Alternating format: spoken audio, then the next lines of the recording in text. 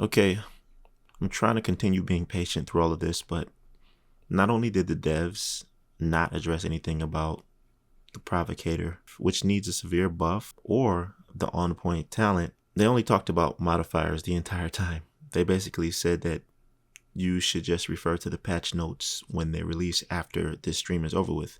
To be honest, I think there's actually nothing they can do about some of the changes because they just completely ignored it. And that was pretty much the main focal point, or most people's problem with the master difficulty reward. But there were some buffs, okay? Major buffs to the Birdie's quick fix backpack, which was already insanely good because the talent states that it gives you plus 50% revive speed, but they buffed that to 100%, so it's doubled. Now, I don't know if you've seen the footage of somebody getting revived when a player has the Birdie's backpack on, but it's insanely fast, even at 50%. I tried it out in the PTS. So to add another 50% and make it 100% was really great. And all the other attributes on there were the same, which were the damage reduction and all of that stuff. So the backpack is pretty much goated already, in my opinion. They made a few changes to the gloves, and I'm talking about this right now because I know you want to hear it first. And this doesn't make sense to me because why would they not buff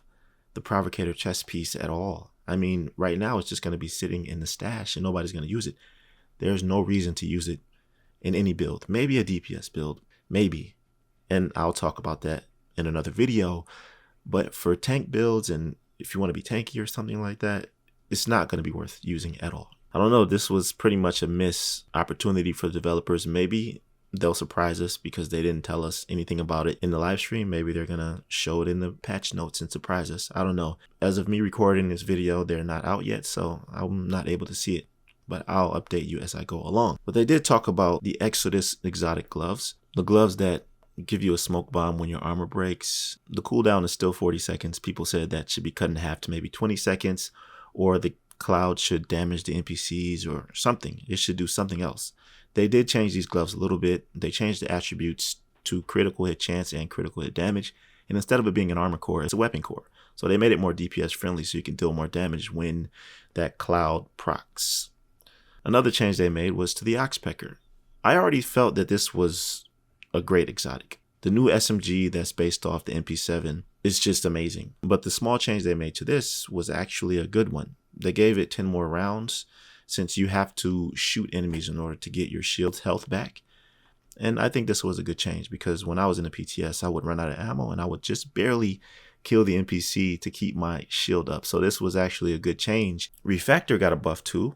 Now, the backpack's exclusive talent grants 80% bonus armor instead of 40%, depending on how much armor you have. So you see where this is going, right? You're going to have to kind of dig deep to make a build that's tanky and also provides a lot of skill damage. Don't worry about that though. I got you covered. And no changes to the Shiny Monkey brand set. Honestly, I don't even know where this brand set fits in. Come on, you have skill, efficiency, a ton of repair skills. I don't even know how this would fit into any other build.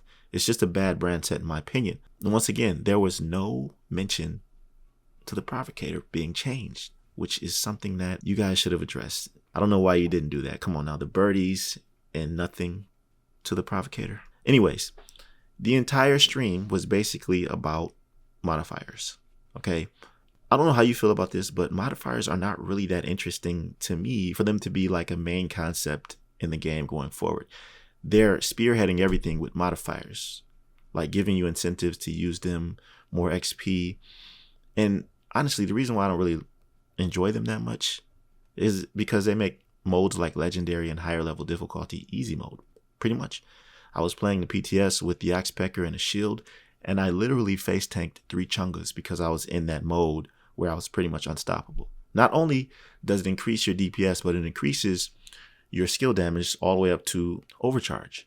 So you pretty much become unstoppable. But they did change the hostile modifiers, wherein before there were 3 of them. And one of them was the most annoying, where you would shoot the enemy and it would reflect the bullets back to you. And this was especially a pain against chungas.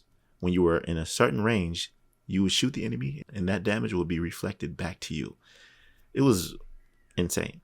So now they changed that whole system. Now there's only one hostile modifier where the NPCs and the enemies get stronger. So they get like different accolades like health regen, more damage, they become more tanky. And this kind of goes hand in hand with the rogue momentum modifier that you get. You get stronger the more aggressive you play. So I like how they did that. But like I said, modifiers are not really something that I'm interested in. I just want something to change significantly. Because at this point, it doesn't really matter what's broken or not, right? If you're going to add something like rogue momentum as a modifier where you become pretty much invincible, why does it matter if you increase the Provocator's chest piece damage resistance to 50%? I know it's going to be different in PvP because modifiers are not in PvP. I think the Birdie's quick fix pack is going to be broken in PvP for sure. I mean, the ability to just revive your teammate that quick reminds me of Gears of War, because Gears of War, it was no time that you had to spend to revive your teammate. Player goes down in execution, you just hit the button, bend down and pick him up. So I think this is going to be pretty much the same or similar to that, especially if you have a revive hive. You could throw it at them and they'll get up instantly.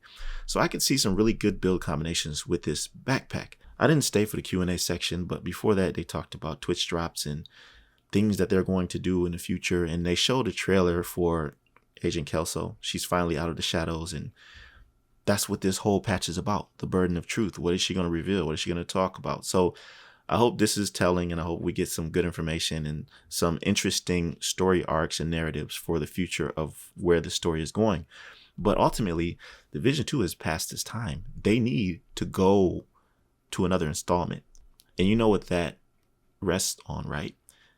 We're coming up on March 20th, which is the release of Assassin's Creed Shadows. And it's crazy because this may or may not spell the future of the Division franchise. They're putting a lot into this release. They're finally doing everything that players and fans have been wanting them to do for Assassin's Creed. They changed a lot of things.